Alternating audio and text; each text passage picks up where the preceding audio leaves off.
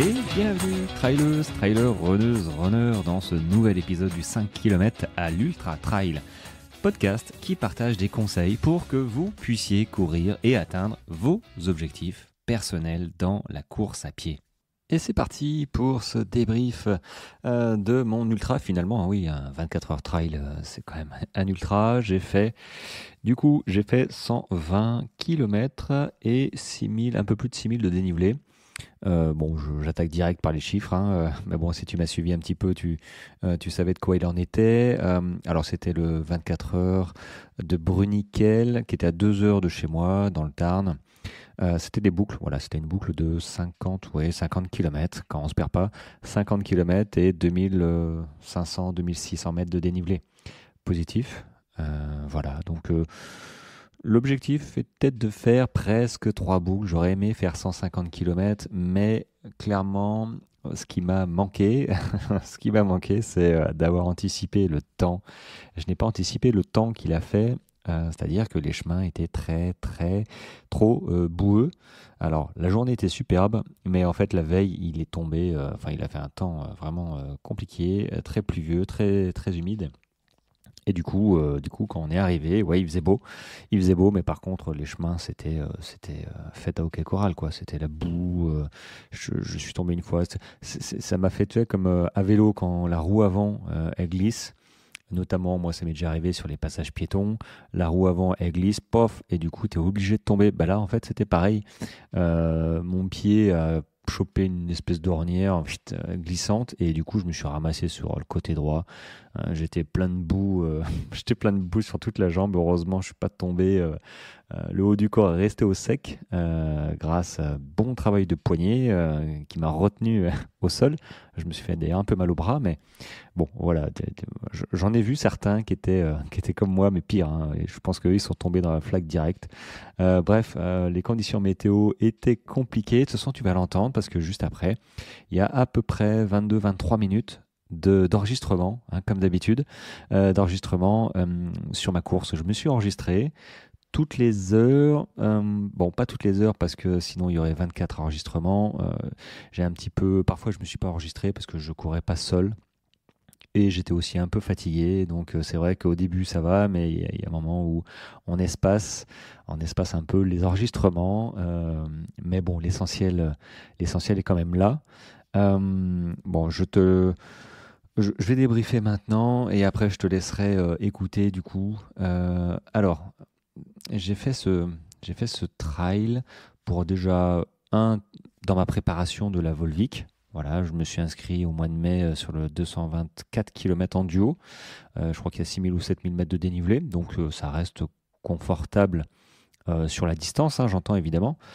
Donc j'ai hâte d'y être avec Olivier. Là, on va faire ça en duo, ça va être cool. C'est une course non balisée. Ce sera sur le GR ou les PR d'ailleurs. Donc ça va être assez rigolo à faire. Rigolo, bon, entre guillemets, mais ça risque d'être sympa. J'espère qu'il fera beau. Bref, cette course-là, ce 24 heures trail de Bruniquel me servait de préparation. Voilà, donc ça rentrait bien et je me suis dit, allez, fais 24 heures pour au moins faire le volume horaire. Après, le kilométrage, 2-3 boucles. Ce serait chouette de faire 140, 150 km. Comparé à l'année dernière où j'avais fait 19 heures et 110 km.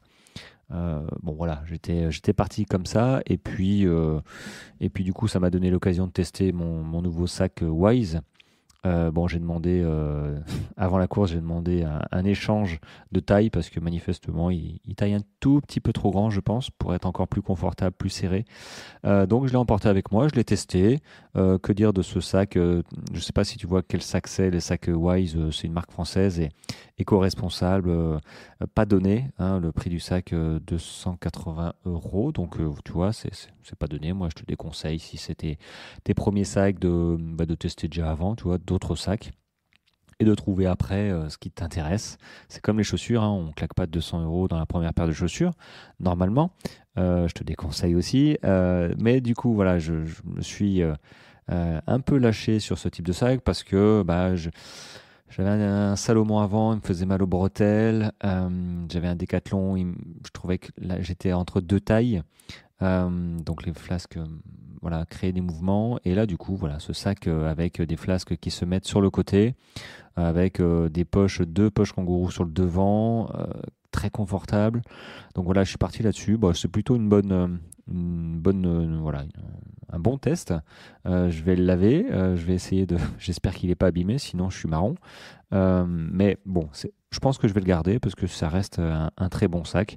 Après, pas de poche à eau, hein. Enfin, clairement, la poche à eau, elle se met que si tu arrives à mettre ta poche à eau vide.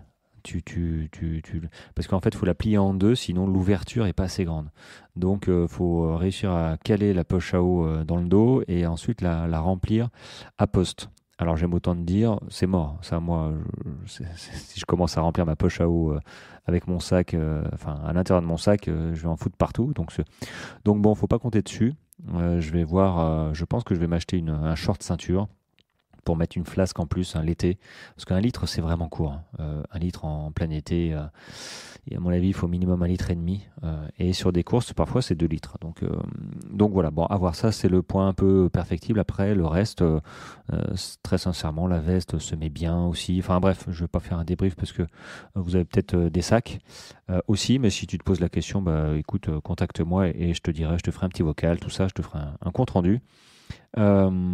Sinon, que dire de plus? Nutrition, pas de surprise. J'ai mangé mes barbutis sanés, ça s'est bien passé. Mes wraps de tortillas de blé aussi sont plutôt même très bien passés. J'ai pas eu de problème gastrique. J'ai oublié mes pommes potes. J'ai pris des pommes potes, compote sucrée. Je me suis dit, tiens, pour varier un petit peu. Puis finalement, je les ai oubliées. Mais j'en ai mangé quelques-unes sur des ravitaux qu'il y en avait. Donc sur les ravitaux, bon, pas de surprise. J'ai pas testé. Je mange pas de fromage. Je mange pas de viande. Donc tout ce qui est charcuterie, tout ça, il y en a pas. Donc c'est tuc. Je vois les tucs, j'adore. Tu vois, tuc et allez, quelques gorgées de coca. Moi, je trouve que le coca, ça fait du bien. Enfin, moi, j'aime bien. Je suis pas partisan de boire un verre complet de coca parce que du coup, c'est gazeux, ça remue partout. Enfin, il y a des chances que ça se passe pas super bien dans l'estomac. Mais quelques gorgées de coca, ça fait du bien. Enfin, pour moi, hein, ça me désaltère et j'aime bien le côté pétillant dans la bouche. Donc, coca, c'est bien passé. Après, si, j'ai mangé une crêpe. Ouais, effectivement. Ouais, j'ai mangé une crêpe la nuit. Ouais, ça m'a fait du bien de manger une crêpe. Et j'ai aussi bu 2 soupes. Voilà, soupe chaude. Ça fait, enfin, si vous pouvez dans les ravitaux manger ou boire une soupe chaude la nuit, bah le chaud rentre à l'intérieur de vous, ça fait du bien et ça réconforte en fait et ça recharge les batteries. Donc c'est vrai que pour le coup, il faisait pas très très chaud. Je pense que c'est descendu à 2-3 degrés la nuit. Il n'y avait pas de vent, donc je suis resté en short collant. Donc j'avais un collant qui arrivait au-dessus du genou, hein, pas en dessous. Donc c'est un collant pour courir l'été aussi, mais du coup j'ai passé un short par-dessus avec des poches, voilà, pour mettre des petites. J'avais quoi? J'avais ma poubelle à droite et j'avais mes sticks Energy Power à gauche, voilà, pour les coups de mou. Donc j'avais ça et je suis resté comme ça. J'ai pas eu j'ai pas eu froid la nuit. Après, bon, j'étais pas non plus, j'étais pas en surchauffe, loin de là. Mais vu qu'il n'y avait pas de vent, mon pantalon que j'avais avec moi, hein, dans mon sac, bah, finalement je ne l'ai pas mis. Et bon, bah, manifestement, je pense que j'ai eu raison. Mais je l'aurais mis, ça n'aurait pas été non plus un drame. Et voilà. Donc, point de vue nutrition, ça s'est plutôt bien passé. Vestimentairement parlant, bah, je suis resté t-shirt manche longue quasiment tout le temps.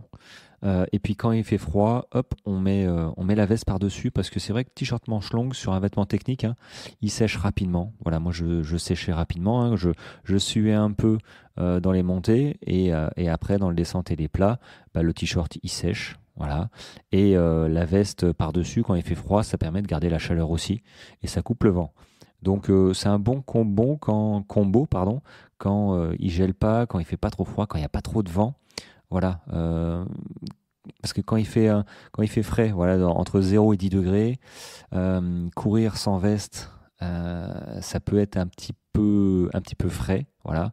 Et quand tu mets une veste par-dessus, bah, du coup, t'es bien. Voilà, t'as pas trop chaud, t'as pas trois couches. Donc, je pense que c'est un bon combo. Après, si tu cours à -5, -10, ouais, je pense que tu peux rajouter des couches. Et j'ai testé mes nouveaux gants qui sont chauds aussi, donc pas de surprise, c'est plutôt bien. Et voilà, donc question équipement. Alors si, oui, question équipement, j'avais mes chaussures grand bien leur face, mes Sportiva Gore-Tex qui arrivent à 900 bornes, là je pense que c'est bon, elles ont vécu. Bah, je pense qu'elles m'ont bien servi, hein, parce que je sais pas si tu as regardé sur Insta là, les photos, c'était horrible. Là. La boue, les flaques, au début tu cherches tout ça, mais vu que c'est en boucle, forcément tu reviens sur... Enfin, la course était ouverte à je sais pas combien de participants. Je pense qu'au bout de 20 passages, c'était fini, quoi. Donc il y a un moment où tu cherches plus ton passage, quoi. Tu traces au milieu, quoi. Tu traces au milieu et puis voilà. Et je sais que j'aurais eu des chaussures classiques, on va dire. Ouais, j'aurais été beaucoup plus mouillé que ça. Les chaussettes auraient été trempées tout le long.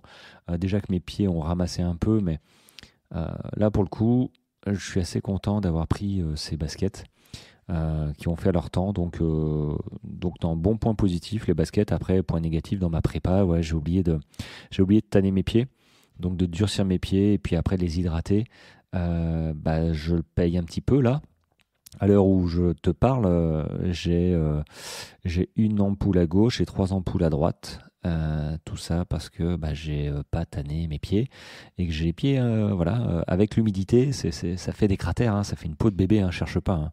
Si tu es sensible ou pas, hein, tu sais pas trop comment tu réagis. Si tu vas courir plusieurs heures dans de l'eau où tu seras mouillé ou qu'il va pleuvoir, forcément ta peau elle va se détendre et ça va faire des peaux de bébé et ça aime pas, hein, écraser, écraser, écraser. Et il y a un moment où bah, les frottements génèrent des ampoules.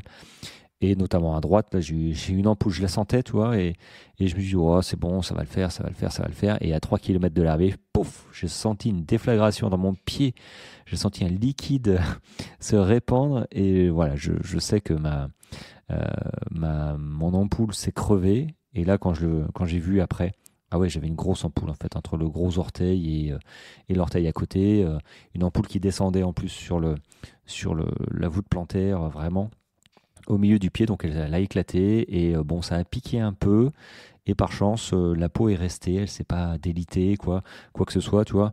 Donc finalement, je suis resté avec ça, il me restait 3 kilomètres, j'ai dit bon, allez, j'étais pas fan d'enlever ma chaussure, ma chaussette, parce que je savais dans quel état était ma chaussette aussi, et j'avais pas vraiment envie de voir dans quel état étaient mes pieds.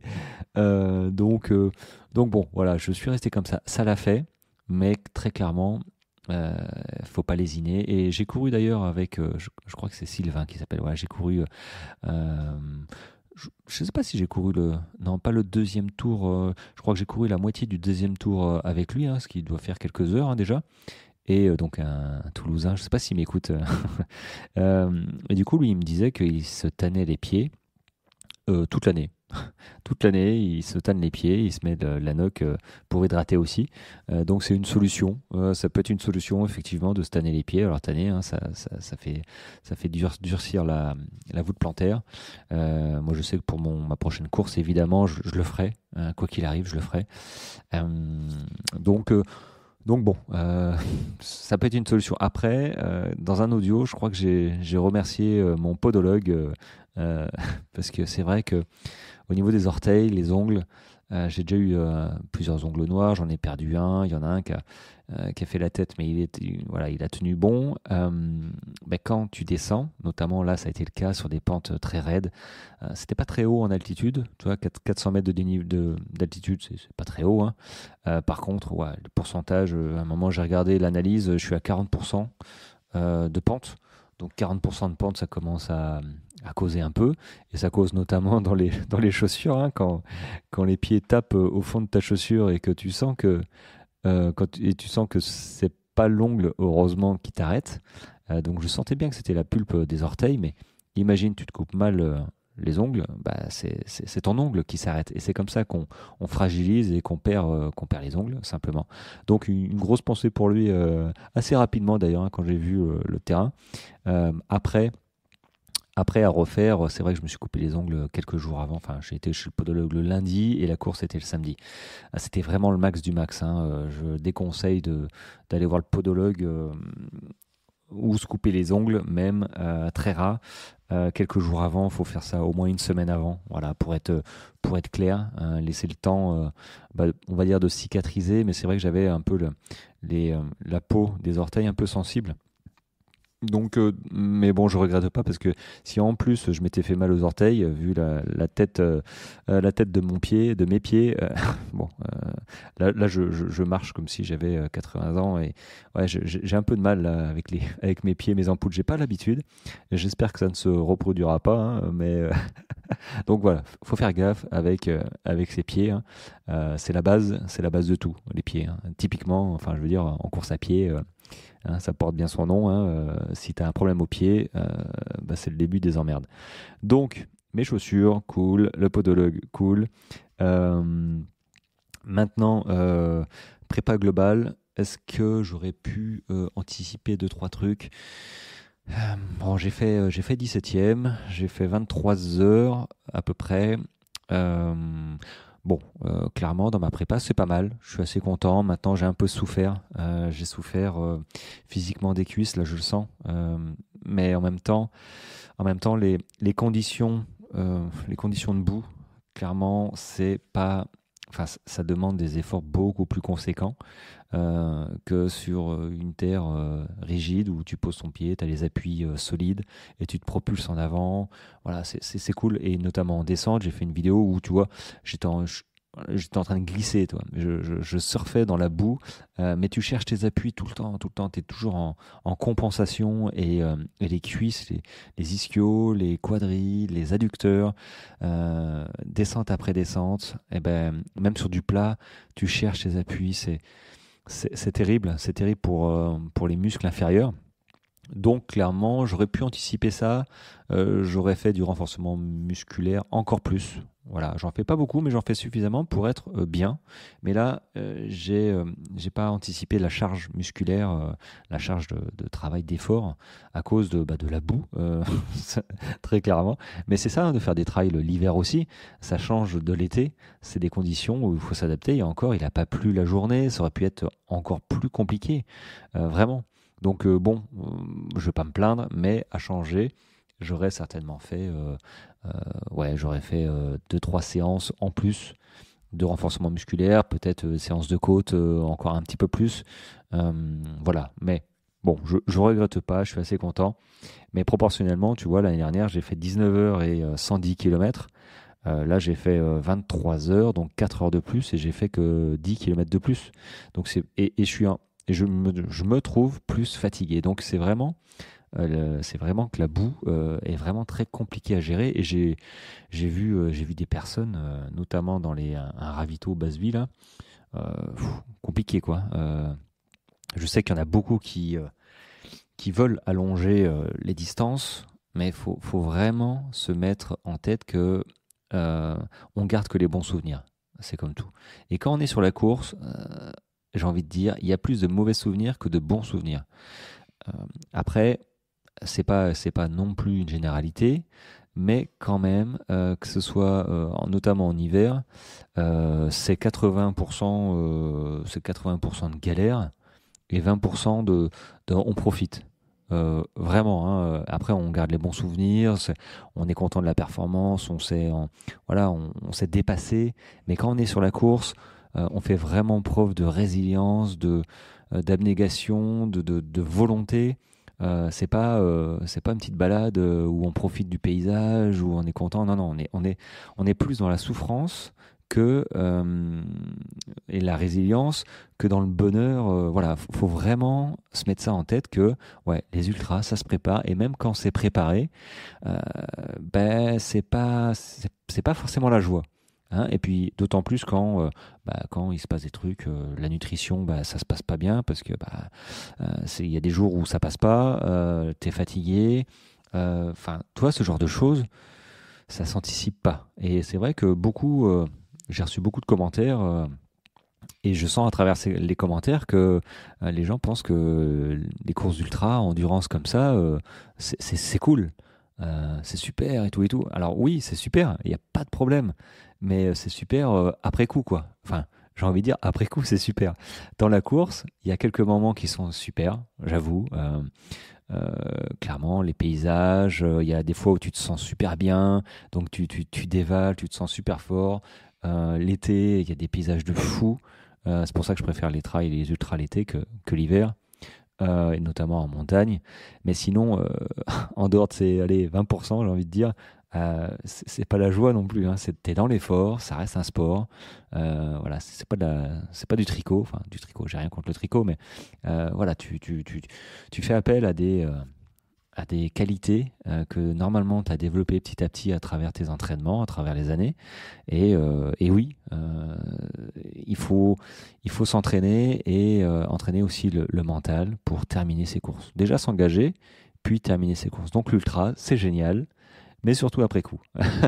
Bon, retiens pas ça non plus tout le temps. Je veux pas te dégoûter tout de suite, mais voilà, faut franchir des étapes. Il y a pas à se tortiller. Faut franchir des étapes petit à petit euh, pour euh, pour habituer ton esprit, ton mental à à se forger quoi. En fait, faut se forger un mental petit à petit. Moi, le mien, il s'est forgé petit à petit. Je pense que la majorité, c'est comme ça. Enfin, je te conseille, tu vas pas passer d'un 21 km, tu vois, route à un 100 km trail. Tu vois, normalement, ça se passera pas bien. Et là, j'ai vu une vidéo d'un kiné qui a fait un ultra. Voilà, il a commencé en 2016. Il a fait, je crois, son premier ultra en 2017. Oui, il le dit lui-même. Hein, j'ai fait. Mais après, derrière, j'étais blessé. Il a eu le syndrome des glaces, il a eu des complications et ça lui a pourri pendant un an ou deux par la suite. Donc, ok, on peut courir des ultras, c'est pas un sport, on va dire, d'élite, encore que faut quand même avoir des compétences sportives initiales, oui. Mais bon, celui qui, on va dire, a l'habitude de courir, pourquoi pas, il tente un ultra, faut bien se dire que si on se cogne des heures et des mois d'entraînement, c'est pas pour rien, quoi. Oui, il terminera peut-être son ultra, mais derrière, il sera blessé. Et c'est pas le but de se blesser. Moi, quand je cours, c'est pas pour me blesser. Si je savais que sur ma course là, à moitié de course, si j'avais ressenti une douleur de plus en plus sur un des genoux et que ça passait pas et que je me disais là, je suis en train de me blesser sérieusement, j'aurais arrêté parce que j'ai pas envie d'hypothéquer la suite on va dire, de ma saison ou de ma course. Euh, Tu peux très bien faire une course one shot, voilà, en te disant allez, je veux faire cette course. C'est gros, c'est risqué, mais je vais pas lâcher. Si euh, d'un accord avec toi-même, tu considères que l'objectif d'atteindre cette course est plus importante que de continuer à courir par la suite, ok, il n'y a pas de problème. Moi, je respecte ça, mais il faut que ce soit clair avec toi. Que si tu veux continuer et t'engager sur d'autres courses après euh, une course qui est too much pour l'instant, mais que tu termineras parce que la force du mental est extraordinaire et que quand on veut pas lâcher, on lâche pas, hein, on peut, voilà. Il faut savoir que oui, tu termineras peut-être ta course, mais derrière, t'en feras pas, t'en feras plus pendant quelques mois, peut-être 1 ou 2 ans, et que le souvenir de la blessure que tu auras, le souvenir de la douleur surtout que tu vas subir en course, elle va te travailler le mental et que tu auras peut-être une appréhension de recourir après. Donc ça aussi, c'est des séquelles, on va dire, psychologiques qu'il faut réussir à passer outre. Et si je peux, moi, t'encourager à éviter d'avoir ce genre de séquelles, hein, tu vois, d'avoir, on va dire, une pratique, on va dire, mesurée et cohérente du trail et de la course à pied en règle générale, écoute, ouais, j'encourage ça. Après, chacun voit midi à sa porte. Euh, Ses objectifs sont personnels à chacun. Mais moi, je préfère une pratique cohérente et tout en progressivité, hein, comme ce que je prône dans mes formations, comme ce que je prône pour mes coachés. On reste en progressivité et tu verras que en étant progressif et régulier, tu te fermes, enfin même non, tu t'ouvres à toutes les portes du possible. pas tout de suite, mais dans un futur, assurément. Bon, je me suis encore égaré dans des sujets que je trouve passionnants quand même, mais je me suis égaré sur mon débrief. C'est pas grave, je pense que vous avez l'habitude. Et enfin, il faut rappeler toujours ce genre de choses. Moi, j'aime beaucoup rappeler les choses essentielles, enfin, ce qui me semble essentiel. Maintenant, ce qui me semble essentiel aussi, c'est les rencontres qu'on fait sur ce genre de courses. Même des plus courtes, hein. Je pense que dans l'ultra, dans les courses, plus de trail d'ailleurs, parce que sur route, on a moins le temps sur route, hein. On a un chrono, faut courir. Voilà, on n'a pas le temps de discuter, hein. Et c'est bien la différence, je trouve, avec le trail, c'est que le trail, ouais, on a le temps. Enfin, c'est pas qu'on a le temps de discuter, c'est qu'on est tous dans la même galère. Et forcément, quand je te demande combien de temps tu vas faire sur ton trail, bah tu sais pas trop. Parce que bah il y a le dénivelé, parce que ouais, c'est beaucoup moins évident on va dire d'estimer un temps de course que sur route. Donc à partir de là, on s'enlève quand même une petite pression, voire une belle pression, et que limite l'important c'est de participer en trail. Alors j'aime pas beaucoup, hein, ce genre de phrase. C'est mon côté compétiteur, finalement, hein, j'en ai un, hein, qui me dit ouais, l'important c'est de participer. Non, non, ça c'est une phrase de perdant. Mais bon, je blague, je blague, hein, évidemment.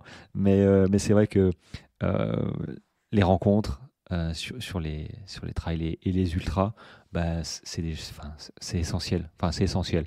Disons que moi j'ai fait mes plus belles rencontres sur des ultras. Voilà, comme là, j'ai fait une très belle rencontre. Il y a 3 ans, c'était avec Olivier. On partage des valeurs. Le fait d'être déjà en course, tu vois, on partage déjà des valeurs. Moi, sincèrement, j'ai pas vu de. Alors, je connais pas tout le monde sur les courses et je demande pas non plus à connaître tout le monde, mais je pense qu'en pourcentage, il y a beaucoup plus de gens sympas, bien dans leur tête, que on va dire, comment je vais dire ça, que de connards, ouais, que de gens, ouais, des cons là qui pensent enfin, qui écrasent les autres, que si tu as un problème sur une course, il va même pas s'arrêter, tu vois. Je pense qu'il y a beaucoup plus de gens sympas qui savent, bah ouais, on est tous dans la même galère et que s'il y a un problème, on s'arrête, on demande si ça va. Donc tout le monde est dans le même mood et c'est ce qui fait que parfois il y a des planètes qui s'alignent, des gens qui s'inscrivent sur les mêmes courses et on se retrouve l'un à côté de l'autre sans se connaître et finalement 1 heure plus tard c'est comme si on s'était comme si on se connaissait depuis 10 ans. Parce que bah, le feeling passe super bien et puis après on garde contact et puis on refait des courses. Enfin, voilà, je pense que le trail et l'ultra trail, ça va au-delà du sport et que ça crée des liens parce que ça réunit à un moment donné des gens qui ont la même passion et le même degré, enfin la même perception de tous les efforts qu'il faut pour déjà s'inscrire à une course et participer. Parce qu'on ne s'inscrit pas, on ne participe pas à un 60 km par exemple trail euh, du jour au lendemain comme ça, sans se projeter sur les difficultés, sans se projeter sur les entraînements. Est-ce que j'aurai le temps de m'entraîner? On sait ce que ça coûte, hein, chacun sait ce que ça coûte de s'entraîner sur ce type de course. Donc c'est sûr que quand on participe, qu'on se retrouve avec d'autres coureurs et d'autres coureuses et qu'il y en a un ou une qui a un problème, qui est sur le bord du chemin, évidemment qu'on s'arrête. Et je trouve que dans la proportion, je pense qu'il y a 95 coureurs sur 100 qui s'arrêtent pour demander comment ça va. Et je pense qu'il y en a 5 qui tracent. Après, voilà. Mais je pense que la majorité fait preuve de bienveillance. Voilà. Je pense que c'est l'esprit trail. Donc, ouais, les rencontres, motivation. Et là, j'en ai fait une et deux, pardon, 2 rencontres. Donc, c'est cool. Moi, en fait, ça bonifie une course. Voilà, ce genre de choses, de rencontres et les photos aussi. Faut prendre le temps de prendre des photos parce que finalement, à part les souvenirs, c'est ce qui reste, des jolies photos. Donc j'en ai pris quelques-unes et notamment le château de Bruniquel la nuit. C'était magique, c'était féerique presque. Je l'ai posté sur les réseaux. Alors ça donne pas grand-chose. Enfin, ça donne pas grand-chose. Disons que ça minimise un petit peu l'ambiance qu'il y avait. J'étais sur les crêtes et je voyais je voyais le château de Bruniquel et Bruniquel en même temps, mais c'est fait sur une grosse colline. Alors du coup, ça sortait bien et c'était emmitouflé dans un manteau de brouillard, de nuages, avec les lumières. C'était magnifique. Ouais, il y aurait une petite musique féerique autour. Je me serais cru dans un dessin animé ouais, c'était féerique. Donc j'ai immortalisé ce moment et du coup ça me permet de m'en souvenir et de me réimprégner de l'ambiance, tu vois. Et c'est je pense que c'est quand on repense à un ultra ou une course, on se projette sur une ambiance, une sensation, une émotion qu'on a vécue à un moment peut-être particulier où on a souffert, où on s'est dépassé, ou peut-être qu'on a admiré un paysage où on était tellement bien qu'on n'avait pas envie de repartir. Tu vois, ce genre de choses. Et prendre des photos, bah, ça aide à se retrouver à ces moments-là et je trouve ça cool. Bon, j'ai suffisamment parlé. Bah oui, 30 minutes. Qui dit mieux? 30 minutes. Bon, je vais lancer du coup l'enregistrement avec mes petits enregistrements toutes les heures à peu près, mais voilà, ça s'est un peu espacé. Ça va peut-être se terminer en autre boudin, je sais plus trop comment le dernier enregistrement se passe. Mais bon, moi j'ai fini mon débrief. Si tu as des questions, bah évidemment, tu n'hésites pas, tu me poses, hein, notamment pour ceux qui veulent peut-être savoir le débrief du sac. Peut-être, je ne sais pas, et puis d'autres questions, hein, y a pas de souci. Sur ce, les amis, portez-vous bien. Désolé du retard, hein, j'ai pris, j'ai pris une journée de off, enfin presque off, mais ouais, non, dimanche, j'étais au fond du trou. J'avais, ouais, non, en fait, j'ai fait la sieste. J'ai fait la sieste dimanche après-midi et il s'est passé. Donc j'ai assez mal dormi, normal. Le corps est inflammé, il continue à tourner alors que mes jambes ne courent plus. Donc j'ai eu bouffé de chaleur, tout ça. Donc c'était assez compliqué. Et il s'est passé ouais, de 14h à 17h, 17h30, bah, un espace-temps. Je ne sais pas trop ce qui s'est passé. Donc je me suis relevé de la sieste complètement déphasé. Donc je me voyais mal bah, te parler comme je fais là. Ça n'aurait pas donné la même chose. Hein, des mots qui se seraient mélangés. Ça aurait été un petit peu pas sympa à écouter. Donc j'espère que là, ça a été un peu mieux. Je t'ai accompagné pendant ces 32 minutes, voilà, pile poil, plus la séquence qui reste derrière. Donc bah, écoute, profite de la séquence. J'espère que ce que je dis est audible en courant, hein, parce que je m'enregistre avec le téléphone à la bouche un petit peu. Donc bon, parfois ça peut être un petit peu, je sais pas s'il y avait du vent, je pense pas qu'il y avait du vent, mais ça peut être sympa à écouter, voilà. Voir un petit peu mon humeur qui change aussi au fur et à mesure, parce que moi quand je commence à fatiguer, je deviens de moins en moins sympa. Alors peut-être qu'à un moment j'insulte quelqu'un, je sais pas, mais j'espère pas que j'enregistrerai ça. Mais en tout cas, bon voilà, pour faire ressentir un petit peu l'ambiance d'un ultra sur des courses qui durent d'heure en heure, voilà, avec la fatigue qui s'accumule, avec ouais, la fatigue simplement, et puis les émotions qui changent, et puis les états de forme aussi qui changent. Voilà. Bon, allez, sur ce, je te laisse et je te dis à demain pour une petite capsule, une vraie petite capsule. Allez, ciao, ciao. Allez, je suis parti depuis 50 minutes. Ça se passe bien, on discute. Ouais, c'est vrai que le terrain est gras, est vraiment gras. Et ça peut poser problème pour les adducteurs parce qu'on a le pied qui chasse à chaque fois. Donc il fait beau, il fait bon, il fait frais. Il n'y a pas de vent. C'est un truc de fou. Hier il faisait un temps. Voilà. Mais là du coup les chemins ils sont hyper boueux. Mais bon, on avance prudemment. L'objectif c'est de faire 8h et de profiter et pas de se blesser. Donc là ça se passe bien.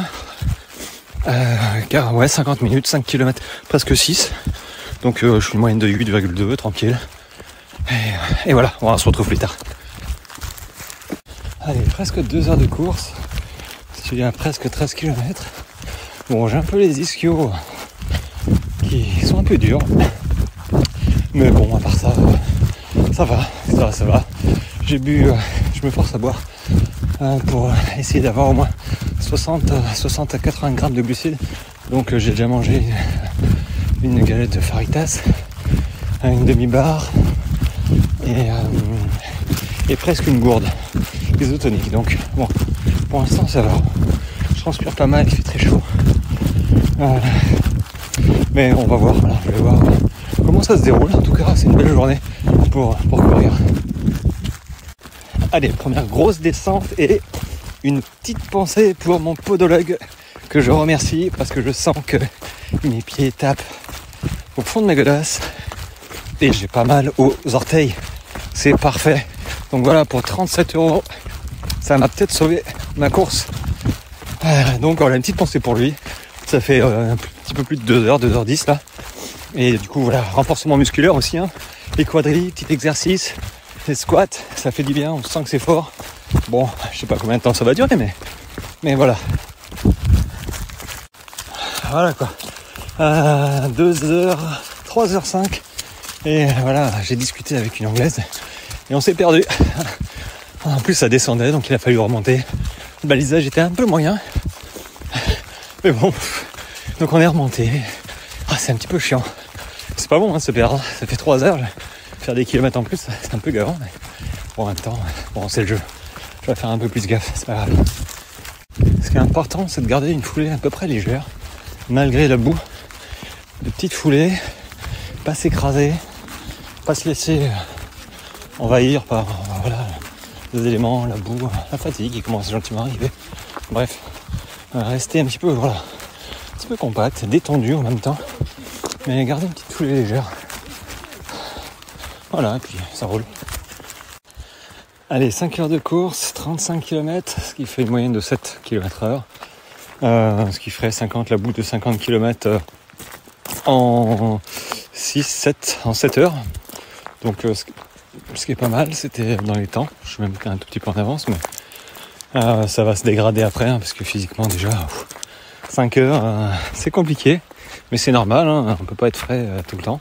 Il y a des hauts débats, mais c'est vrai que là, la boue, c'est quelque chose qui est ultra pénalisant. Parce que voilà, les pas chassent, ça tire sur les adducteurs, on cherche nos appuis. Et on a l'impression de prendre 10 km. Je pense que la boucle de 50, en fait, c'est une boucle de 60. Dans les jambes, du moins. Donc après, les jambes vont pas mal. Elles sont juste un peu fatiguées. Ce qui est normal, j'ai pas de douleur. J'ai simplement un point au niveau de l'estomac. Ouais, un point là qui m'empêche un peu de respirer. Mais je vais voir si ça passe. Voilà, je me fais des automassages. Et puis de toute façon, je suis parti pour 24 heures. Il m'en reste 19. Voilà. Donc on verra. En fait, il faudra voir un peu la tactique à la fin. Parce que si j'arrive au bout des 24 heures dans une zone isolée qui m'oblige à courir encore 1 heure, je suis pas certain. Parce que bon, les organisateurs, ils n'ont pas que ça à faire non plus. Donc on va voir, je vais voir où j'en suis. Ça serait bien d'arriver au camp à la 3e boucle. Ce serait cool. Mais bon, on verra. Allez, j'y retourne. Allez, 6 heures de course. J'arrive à 40 km. 1900 mètres de dénivelé. Positif, évidemment. Encore que j'ai pas regardé le négatif, mais... bon. Je me suis arrêté un tout petit peu parce qu'il a fallu que je fasse du ménage dans ma chaussure. Parce qu'en fait, avec la boue qui sèche, ça rentre dans les chaussures. Et petit à petit, si tu t'en occupes pas de suite, parce que t'as la flemme, tu dis ouais c'est bon, ça va passer. En fait, ça passe pas tout seul. Et ça crée du frottement. Et si t'as un petit truc embêtant à l'intérieur, ça frotte. Et peau contre petit objet, c'est le petit objet qui gagne. Donc avant d'avoir une ampoule, hop, je me suis arrêté, je massais un peu mes pieds aussi. J'ai nettoyé. Parce que comme je m'étais cassé la binette, voilà, j'ai de la boue un peu partout sur les mollets et ça tombe dans les chaussures. Donc je vais faire un petit nettoyage, ça m'a fait du bien. Je suis reparti, un petit peu en montée encore. Là, on est dans les temps. 6 heures. Ouais, c'est pas mal. Faut tenir, hein, c'est long. Hein. C'est 24 heures, c'est d'abord avant tout un travail mental. Faut pas lâcher. Et c'est encore plus dur, je trouve, de pas aller d'un point A à un point B en disant de toute façon, bon, la course, je pars de là et j'arrive là, voilà, c'est logique. Là, une boucle, 50, 2 boucles, compliqué. Là déjà, tout le monde est un peu entamé, voire beaucoup. Donc c'est dans la tête, hein, de toute façon, c'est dans la tête Et après, bon, faut voir la stratégie de fin de course, mais là, il y en a beaucoup qui vont abandonner entre le premier et le deuxième, et après le deuxième tour. Mais je vais essayer de faire 130 km, ce serait bien, parce qu'avec la boue là, c'est vraiment compliqué. Et je suis un peu fatigué aussi. C'est normal, mais bon. Donc là, plein de boue, plein d'eau. Au moins, il pleut pas. Voilà, c'est cool. Et on fait attention à la nutrition. Je continue à manger. J'ai pris une pomme pote au ravito. Je me tiens mes barres de tisane 1 par heure au moins. Et je me suis rechargé en eau. Et là, au prochain ravitaillement, dans quelques kilomètres, je vais pouvoir remettre ma boisson isotonique. Ça va me faire du bien. Et me recharger aussi en wrap. Ah, les wraps, c'est la vie. Il y a 50 grammes de glucides dans 100 grammes. Et une wrap, c'est 50 grammes. Donc, c'est pas mal, hein, ça fait 25 grammes de glucides. À mâchonner tranquillement. Après, il faut tester, hein, c'est comme tout. Donc, voilà. Je vais un peu baisser ma manche longue parce que il n'y a plus de soleil. Oh, par où je passe là? Le chemin, c'est une flaque. C'est pas compliqué. C'est une flaque avec de la boue. Allez, ça passe. Mes chaussures Gore-Tex, je les aime bien. Bon, enfin, allez, à plus tard. Bon, dans le timing, je suis à Noal, donc je suis en revenu. Je suis à 7h20 et 45 km. Et bah oui, il est 17h20 et j'ai pas ma lampe à ce ravito. Donc le prochain ravito à Bruniquel. C'est à 4-5 km. Ouais, 4-5. Vu l'allure où je vais, ben, le soleil, j'ai pas très bien joué là-dessus. Mais bon, on va voir. Parce que le soleil se couche un petit peu plus tard. Mais bon, voilà, je suis reparti, ça va, je suis en forme. J'ai mangé un petit truc, j'ai remis... alors je suis 30e sur 70 là, donc je suis au milieu de classement. C'est pas mal parce que y a pas mal d'abandons qui vont arriver. C'est normal. Donc moi il faudra que je tienne. Et naturellement je vais monter dans le classement. Donc bon, je joue pas le classement, mais, mais bon, si j'arrive à courir 24 heures, je serai plutôt pas trop mal classé. Donc là j'ai rechargé en ISO. Et la stratégie, hein, c'est de s'économiser. Mais bon, on n'a plus vraiment de jambes, mais bon, s'économiser dans les montées. Donc éviter de tout envoyer, toi. Et de trottiner, faire du 6 km/h, je pense. Je vais pas regarder ma montre, mais ouais, je suis à 7-6. Ouais, entre 7 et 8 km/h sur du plat. Et en descente, faire ce qu'on peut. Parce que c'est bien gadouilleux. Donc voilà, la stratégie est là. Je ferai mes 50 km en 8 heures, ce qui est pas mal. Je pense que je vais y être. Par contre, ça risque d'être un petit peu short pour tenir ce rythme, évidemment. Donc je sais que je vais pas y arriver. C'est pas grave, je fais pas 150. Si je pouvais faire, allez, 130 minimum, je serais content. Parce que c'est vraiment gras, gadouilleux. C'est compliqué. Mais pas impossible. Et même si je dois terminer en marchant, je terminerai en marchant. C'est un 24 heures, c'est pas un 17 heures. Bref, sauf si je me blesse, mais après c'est dans la tête. Voilà les amis, allez je continue, ciao, avant que le soleil se couche. Alors, je viens de repartir de Bruniquel, donc j'ai fait la première boucle, j'ai fini. Je suis reparti il y a 5 minutes. Donc j'ai mis 8h30 à la première boucle. Un petit peu plus que prévu, mais en fait non, parce que les boucles de l'année dernière faisaient 42 km et là elle fait 50, un peu plus de 50, voilà. Et 2600 mètres de dénivelé, donc bon, voilà. Bon, je ferai pas trop boucles, hein. Je le dis, je ferai pas trop boucles, mais de boucles et des poussières, monter à 130, 140, ça serait pas mal. Donc là j'ai sorti la veste, la lumière, la frontale. J'ai changé mes chaussettes, important. J'ai massé mes pieds. J'ai rechargé mes gourdes, rechargé ma bouffe. Et j'ai prévu de revenir au château, finir mon deuxième tour vers 4h, 5h du matin.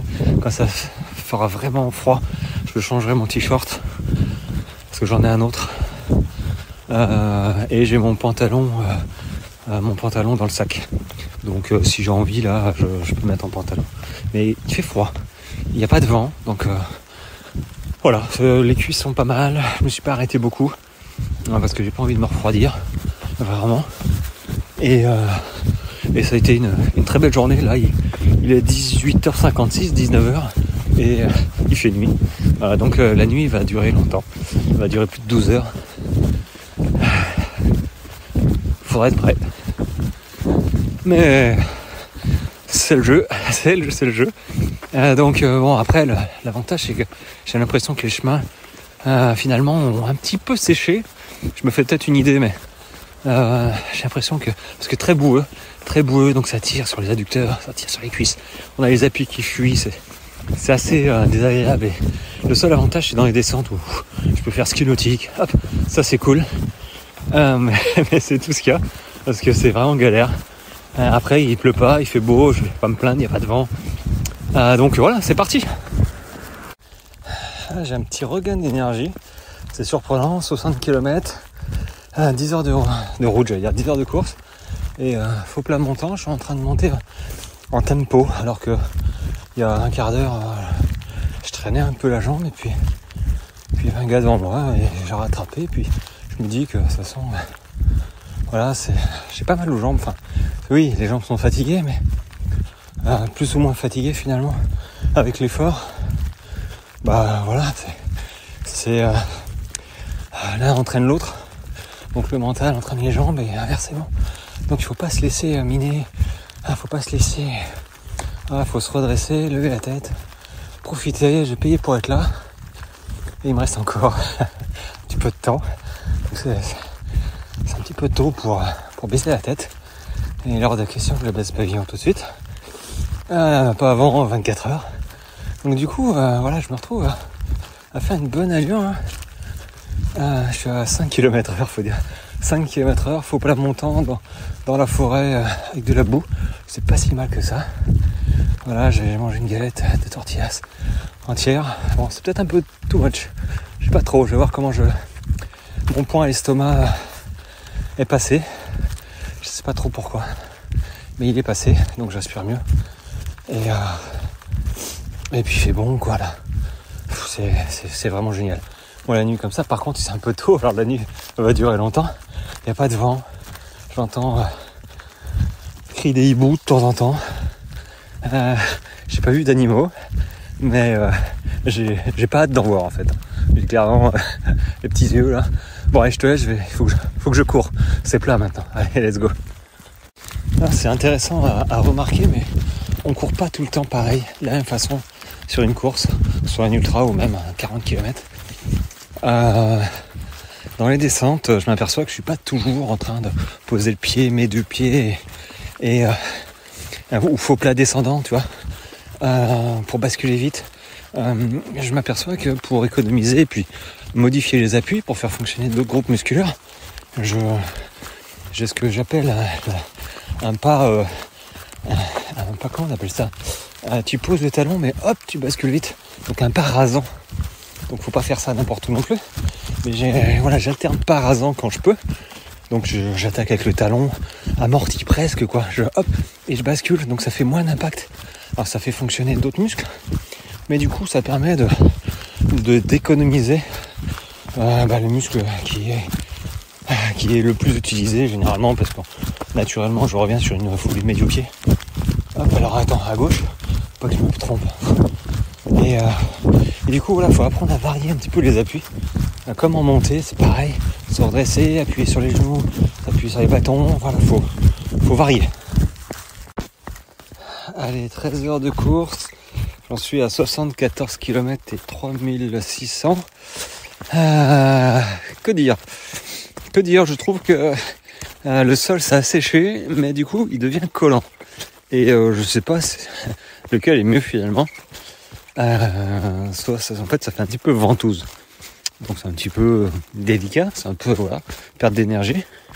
Maintenant, les boucles, 3 boucles c'est mort, c'est sûr.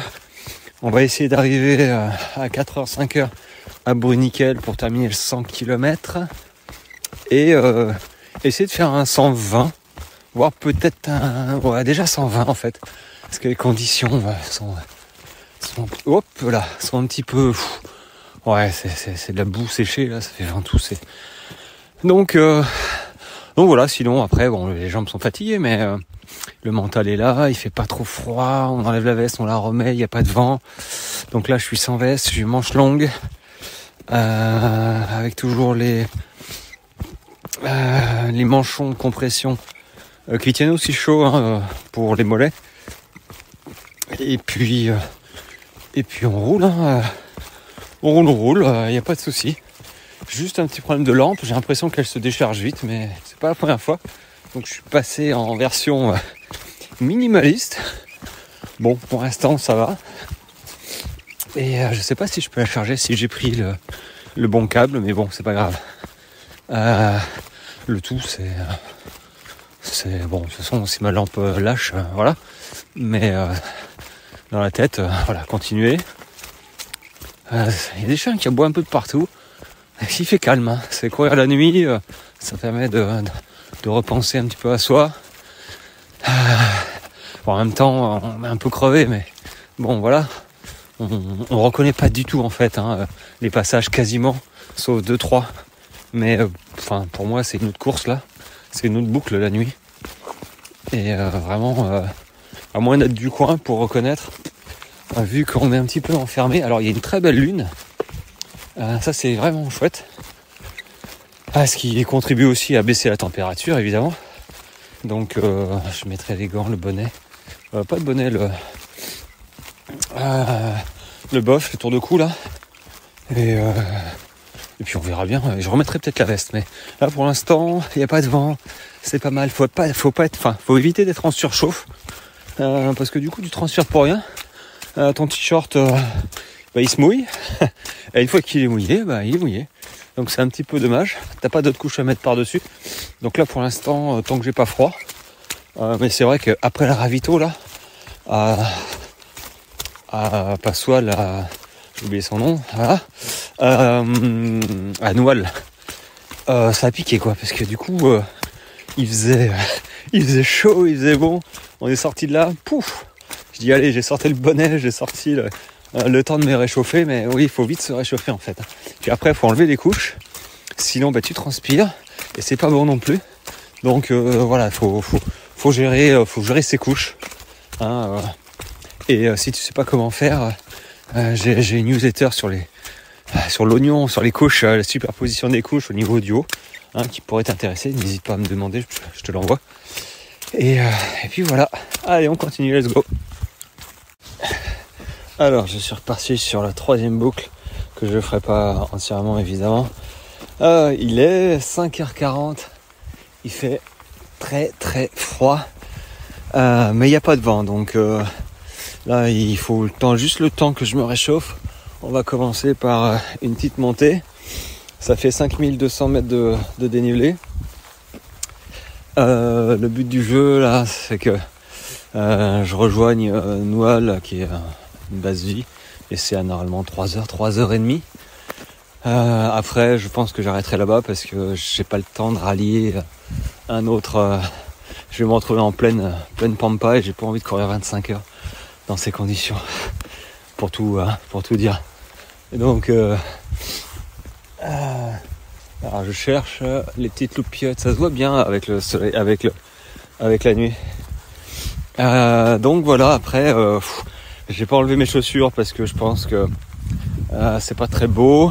Je pense que j'ai une petite ampoule, enfin une petite, je sais pas, on verra, mais du coup voilà. Après voilà, j'ai bu mon shaker Energy Plus. J'ai rechargé en eau, j'ai pris mes Energy Power que je vais prendre dans pas longtemps et je suis reparti. Voilà, ce qui me fera arriver, je pense, à 9h au refuge, mais au ravito, et que je vais y rester. Donc voilà, c'est très dur, c'est vraiment très dur parce que le terrain est très très gras et c'est insupportable. Là il y a la rosée, heureusement qu'il n'y a pas de vent, mais du coup les bras sont fatigués, les jambes, les adducteurs, je me suis cassé la figure 2-3 fois. Les appuis chasse, Mais bon, point de vue nutrition, ça se passe bien. J'ai pas vraiment à me plaindre, j'ai le genou un peu qui couine un tout petit peu, mais c'est normal parce que les descentes sont très raides.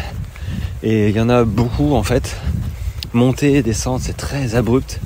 Et le point culminant, je crois que c'est 400 ou 450. Il n'y a rien, mais en fait, ils arrivent à caler 2500 mètres de dénivelé dans 50 km. Et du coup, ça calme un petit peu, quoi.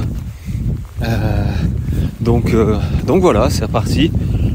Il faut que je me réchauffe et voilà. Allez, à plus, ciao. Ce qui devait arriver arriva. J'ai pas mis de tonneau, j'ai pas durci mes pieds.